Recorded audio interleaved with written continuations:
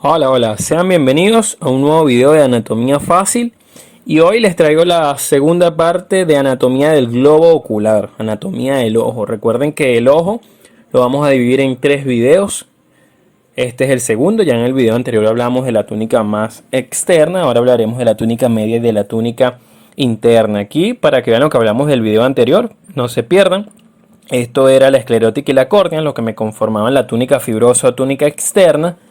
Mientras que hoy vamos a hablar primero de la túnica media, que está conformada o compuesta por tres zonas. Una más posterior denominada coroides, una hacia anterior, continuación de la coroides, que es el cuerpo ciliar, y luego lo que es el iris del ojo. Eso es la túnica media, también denominada túnica vascular. Y por último hablaremos de la túnica interna, que tiene una sola estructura, que es la retina, que también la tocaremos en este video. Vamos a comenzar entonces hablando de las estructuras que se encuentran en la túnica media. Esta túnica media, como les dije, está compuesta por tres partes, que son la coroides, el cuerpo ciliar y el iris. Vamos a comenzar hablando primero de la coroides. Recuerden ustedes que esta capa externa, que aquí se ve como un color carne, era la túnica fibrosa. Luego venía esta azul, que era la túnica media, y esta amarilla, que sería la túnica interna. Entonces esta coroides, que es la parte más posterior de la túnica media, va a nacer más o menos a nivel del polo posterior del ojo, va a cruzar incluso el disco óptico. De hecho, se dice que la coroides forma fibras que ayudan a formar lo que es esta lámina cribosa por donde pasa el segundo par craneal, que es el nervio óptico. Entonces, esta capa media, recuerda que también la llaman capa vascular, es justamente porque en la coroides es en donde se encuentra la mayoría de los vasos sanguíneos que se encargan de irrigar al globo ocular. Entonces, algo importante de ella es que su capa más externa no está adherida a la retina. En este punto solamente los une un tejido conectivo, pero no está fuertemente adherida a la misma. Ahora, esta coroides va a llegar anteriormente hasta el nivel en donde la retina comienza a hacer la ora serrata. Tal vez no conocen todavía el término ora serrata. Cuando les explique la retina, verán cuál es esa estructura. El hecho es que se dice que la coroides baja entonces desde el polo posterior del ojo hasta el lugar donde la retina forma la ora serrata, que más o menos es este lugar donde vean que la retina se va estrechando, que es lo amarillo que ustedes ven aquí. De allí en adelante, nosotros los denominamos cuerpo ciliar, que es la segunda porción de la túnica media.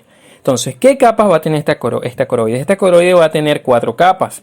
Vamos a comenzar desde la capa más superficial, o sea, la que está más en contacto con la esclerótica, hasta la capa más profunda, que es la que estaría en contacto con la retina.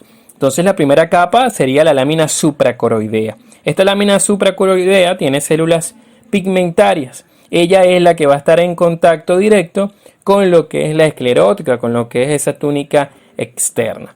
Luego vamos a tener una siguiente capa, que es una lámina vascular. Esta lámina vascular es la que ustedes ven aquí, que tiene los vasos sanguíneos grandes. Va a dividirse a su vez en dos planos. Un plano superficial, que va a ser un plano arterial. Estas arterias están dadas por las arterias ciliares largas posteriores, como pueden ver aquí, y estas que serían las arterias ciliares cortas posteriores. Entonces vean que estas son largas posteriores porque vean que tienen un recorrido más largo, mientras que estas son las cortas posteriores. Entonces, además de tener ese plano superficial que es arterial, tiene un plano profundo que es venoso, que son venas que se encuentran en esa capa de la coroide. Estas venas tienen un recorrido tortuoso y terminan en lo que son las famosas venas vorticosas, que son las que después terminan drenando en la vena oftálmica. Esa es la segunda capa, entonces capa vascular. Seguimos entonces en profundidad. Después de la capa vascular tenemos una capa de capilares, que es esta siguiente que ustedes ven aquí, que sería la capa coriocapilar. También la he leído en algunos textos con el nombre de capa coroidocapilar, que sería la misma. Y por último, la capa que está más en contacto con la retina, que sería la membrana basal. Esa es la lámina que estaría en contacto directo entonces con la retina. Estas son las capas de la coroide. Vamos a pasar ahora a su prolongación anterior, que sería el cuerpo ciliar. Entonces recuerden que el cuerpo ciliar va a ir desde la estrechez más o menos de la retina, que es la ora serrata, hacia adelante hasta que ella se continúa con el nombre de iris. Vean ustedes, hasta donde ustedes ven la marca aquí, sería la coroides, y de ahí en adelante sería el cuerpo ciliar. Y vean que el cuerpo ciliar, que aquí está sombreado en rojo, se continúa con el iris para terminar entonces esta túnica media. Vamos a dilucidar entonces qué estructura hay en este cuerpo ciliar. Este es un corte más o menos que hicimos en el ojo, lo estamos viendo desde arriba. Esto sería el cristalino, esto sería el iris, esto sería la córnea, esto sería la esclerótica. Y vean aquí esta estructura que sería el cuerpo ciliar. Se dice que el cuerpo ciliar tiene una forma triangular con una base que va mirando hacia la parte medial del ojo, pues digamos que está mirando hacia la pupila. Mientras que el vértice de esa pirámide es la que después se va a continuar hacia posterior con la coroides. Entonces, ¿de qué está compuesto el músculo ciliar? El músculo ciliar está compuesto por dos porciones. Perdón, el cuerpo ciliar está compuesto por dos porciones. Una es el músculo ciliar y la otra son los procesos ciliares. En conjunto, el músculo y el proceso son los que me forman el cuerpo ciliar. Vamos a empezar con el músculo ciliar. Este músculo ciliar sigue la misma forma del cuerpo ciliar, es decir, triangular, con una base que ve hacia la pupila y un vértice que va buscando a la coroides. Entonces va a tener dos grupos de músculos. Vean que tienen unos músculos que son más anteriores, que serían los grupos de músculos que tienen las fibras radiadas, también llamadas fibras meridionales. Y tienen un grupo de músculos que están posterior a estas fibras meridionales, que son las fibras que van en sentido circular. Esos son los famosos músculos ciliares, que ya ahorita les voy a explicar cuál es la función de ellos. Ahora, el proceso ciliar, que son estas estructuras que ustedes ven aquí sombreadas en verde, son estructuras que en conjunto, cuando le hacen la circunferencia al ojo, son aproximadamente un número de 70 y que también tienen una forma piramidal o una forma triangular. Ahora, en la base igualmente hacia la pupila y el vértice es el que está en contacto con el propio músculo ciliar. Estos procesos ciliares están separados entre ellos, recuerden que son aproximadamente como 70 por unos espacios llamados valles ciliares o también denominados espacios zonulares. Vean en esta visión, para que no se enreden, esta es una visión posterior de lo que estábamos viendo ahorita. Es decir, es como yo cortar el ojo en un plano frontal y verlo de atrás hacia adelante. Esto sería el cristalino. Todas estas son las fibras que se conectan a los procesos ciliares, que serían estos que ustedes ven aquí, y que me agarran a lo que es el cristalino. Esto que ustedes ven aquí sería el iris visto desde atrás, y esto sería la retina visto desde atrás. Vean esta capa media que está aquí, que sería la capa o la túnica media. Entonces vean ustedes, acercándome más, estos serían los procesos ciliares, más o menos un número de 70. Estos espacios entre ellos serían los espacios zonulares, y vean entonces los ligamentos, que son los que después van a sostener al cristalino. Ahora, la inervación de estos músculos ciliares es una inervación de tipo parasimpática. ¿Cuál es la función? Les explico. Recuerden que de los procesos ciliares es donde se conectan los ligamentos suspensorios del cristalino, que son los que sostienen el cristalino en su lugar. Es de pensar entonces que la función de estos músculos ciliares tiene que ser orientada a hacer algo en el cristalino. Entonces, se dice que cuando estos músculos, es decir, los músculos ciliares, están relajados, la córnea está alargada. ¿Por qué? Porque cuando este músculo está relajado, los ligamentos suspensorios están, digamos, contraídos, están elongados. Y eso hace que que el cristalino se aplane. Y eso sirva que pierda un poquito su concavidad y nosotros podamos ver objetos lejanos. Ahora, cuando nosotros queremos enfocar un objeto que está cerca, es en donde se tienen que contraer el músculo ciliar para que se relajen esos ligamentos suspensorios del cristalino y el cristalino adopte su forma biconvexa. Esto va a hacer que nosotros podamos enfocar objetos lejanos, y esto es gracias al parasimpático, que es el que nos hace ese reflejo, que es el famoso reflejo de acomodación. Es lo importante de esos músculos ciliares. Para terminar entonces esta túnica media, vamos a hablar del iris. El iris, ya saben que es la parte del ojo que es la que tiene el pigmento, es la que tiene el color que le da los ojos característicos a las personas, el color de ojo característicos a las personas. Ese iris tiene una cara anterior que ve hacia la cámara anterior del ojo, es decir, que ve hacia lo que es la córnea, y va a tener una cara posterior que es la que ve hacia la cara posterior es la que ve hacia la cámara posterior del ojo. Va a tener una circunferencia mayor, que es en donde ella está, digamos, agarrada para poder estar suspendida así, y va a tener un borde que es libre, que es la circunferencia menor. Entonces, ¿Qué encontramos en la cara anterior? Primero sabemos que la cara anterior es el límite posterior de la cámara anterior. En el siguiente video del ojo, que hablaré de los medios de refracción, también hablaré de estas cámaras para que ustedes puedan entender a qué me refiero yo con cámara anterior y a qué me refiero yo con cámara posterior. Entonces vea que el iris tiene en su cara anterior un conjunto de pliegues llamados pliegues radiados del iris. Esta es una visión del iris. Fíjense ustedes todos los pliegues que ella tiene. Claro, esta es una visión un poco microscópica. Y fíjense ustedes que tiene dos anillos. Un anillo colorado interno, que es el anillo coloreado menor, cuya grosor es de 1 a 2 milímetros.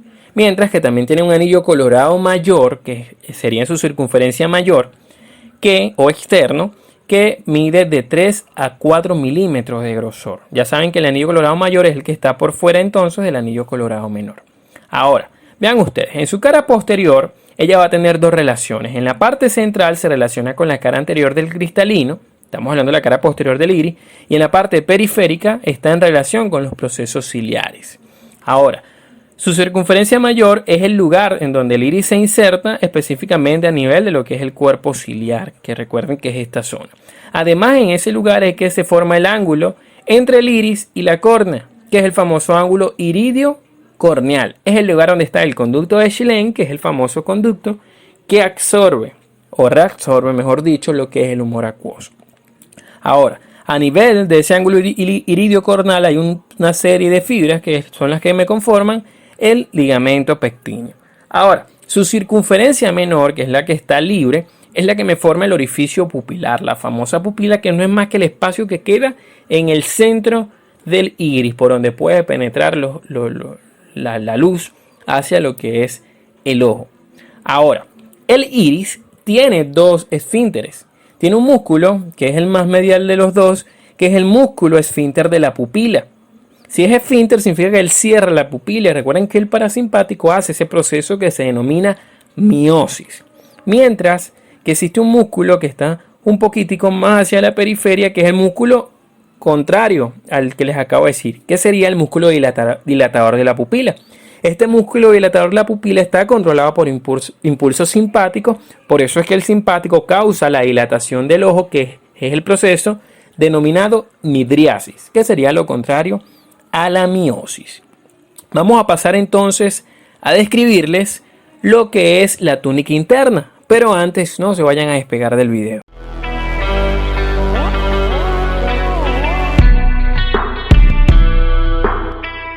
Te invito a suscribirte, aquí en la esquina inferior derecha dale clic.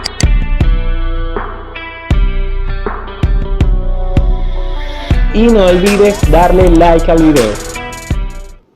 Es muy importante entonces que ustedes se suscriban al canal, que aquí en la esquina inferior derecha usted le dé clic y automáticamente queda suscrito a todo el contenido del canal.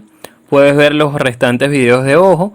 Además que de los 3 videos de ojo ocular, en mi canal también está el video de órbita, la parte ósea del contenido de las paredes de la órbita y también del conducto lagrimal y de los músculos oculares. Esta retina se va a dividir en 3 porciones. Una primera porción que sería la más posterior, que es la retina propiamente dicha. Recuerden que esta túnica interna también es llamada túnica nerviosa, porque en ella se alojan estructuras nerviosas como lo es la retina. Esta retina, a pesar de que los libros lo dibujan amarillo, realmente es transparente, es incolora. Esta parte posterior, que sería la propia retina, o como lo llamaban antes, porque realmente este es un nombre viejo, retina propiamente dicha, es la parte que tiene la función nerviosa. Ella es la que capta los impulsos luminosos y lo transforma en imágenes, que son las que nosotros podemos percibir. Aquí es donde ocurre la magia de la visión. Entonces ella es la que después las fibras se reúnen, pasan por la lámina cribosa que formó la esclerótica y que ayudó a formar la coroides, y es que ella forma el nervio óptico. De hecho, se dice que la retina no es más que una prolongación del nervio óptico. Entonces, ella va a ir, digamos, de esa emergencia del nervio óptico hasta la ora serrata. La ora serrata no es más que la estructura en la cual se estrecha esa retina. Ya de la ora serrata en adelante cambia la porción de la retina y pasa a su segunda porción. La primera porción, que es la retina propiamente dicha, llega hasta la ora serrata. Su cara externa, que sería esta que ustedes ven hacia afuera, es la que está en contacto con la coroides, pero recuerden que no se adhiere a la misma. Mientras que su cara interna es la que está en contacto con el cuerpo vítreo. cuando veamos el tercer video de ojo de los medios de refracción entenderán que es el cuerpo vítreo, pero básicamente es esta estructura que ustedes ven aquí, que tiene una consistencia más o menos, una forma de vidrio, por eso la llaman vítreo. Ahora, en el centro de la retina vamos a encontrar lo que es la papila óptica, que es el lugar por donde emerge el nervio óptico. Ojo, yo les estoy diciendo en el centro, pero vamos a ver ahorita en una imagen que realmente no está en el centro. Esta es una visión superior del ojo izquierdo y justamente el centro del globo ocular sería esta zona que ustedes ven aquí deprimida, que ahorita les voy a explicar qué es. Mientras que entonces la emergencia del nervio óptico, que se supone que es donde está la papila óptica, está realmente medial con respecto al eje central ocular. Y esta estructura, que sí coincide con el eje central ocular, se llama la mácula lútea. Vamos a ver que la papila óptica, aquí en esta visión se ve perfecto, vean que el centro, que es la mácula lútea, mide de 3 milímetros a 1.5 milímetros, mientras que medial a ella y ligeramente superior es que está la papila óptica, que es donde emerge el nervio óptico, que mide de 1.5 a 1.8 milímetros de diámetro. Eso es lo que nosotros podemos ver cuando hacemos un fondo de ojo. Ahora, esta papila óptica tiene un punto central que se denomina excavación central. Entonces vean que de ella es que emergen los vasos sanguíneos retinianos. Ahorita les voy a explicar cómo son esos vasos sanguíneos. Y en la mácula lútea, que sería esta estructura que se llama así, se llama mácula lútea porque ella es un color amarillento. Realmente, ella, primero que tienen que saber es que los vasos sanguíneos no llegan a ella, por eso se dice que es avascular. Aparte tiene una excavación central, que es la que veíamos ahorita en la imagen, que se ve como una excavación, que se denomina fovea central. Y además en el centro de la fovea central existe otra depresión más profunda que es la foveola. Entonces, ¿cuáles son los vasos retinianos? Fíjense ustedes, estas son las ramas de la arteria central de la retina. Ellas se dividen en dos grupos de ramas. Unas ramas que van hacia medial, que se llaman ramas nasales, pues se supone que aquí está la nariz. Y unas ramas que van hacia lateral, que se denominan ramas temporales porque se supone que aquí está el hueso temporal. Así es la nomenclatura de estas arterias. Fíjense ustedes entonces que la arteria central de la retina da rama ascendente y descendente y después estas se dividen en ramas nasales y temporales que son las que veíamos en la imagen anterior. Entonces las ascendentes daría la nasal superior y la temporal superior y la descendente daría la temporal inferior y la nasal inferior. Ahora, terminamos entonces con la primera porción de la retina, que es la más complicada. Luego tendríamos la segunda porción que va desde la hora serrata hacia adelante. Es toda esta que ustedes están viendo que va tapizando la parte interna de todo el cuerpo ciliar. Por eso que se llama porción ciliar de la retina. Realmente la función nerviosa es muy primitiva aquí. Es muy escasa la función de visión porque es muy rudimentaria la retina que se encuentra a este nivel. Y por delante de ella, cuando ya llega al iris, tapiza la parte posterior del iris más rudimentaria aún, que es una retina que no es nada reactiva y que la llamamos porción iridiana por encontrarse posterior al iris. Este ha sido todo el video, espero que te haya gustado. No olvides suscribirte en el circulito que te sale aquí y darle like al video si te gustó. Te invito a ver el siguiente video de ojo y que busques los videos en mi canal también de músculos oculares y los videos de aparato lagrimal. Muchísimas gracias.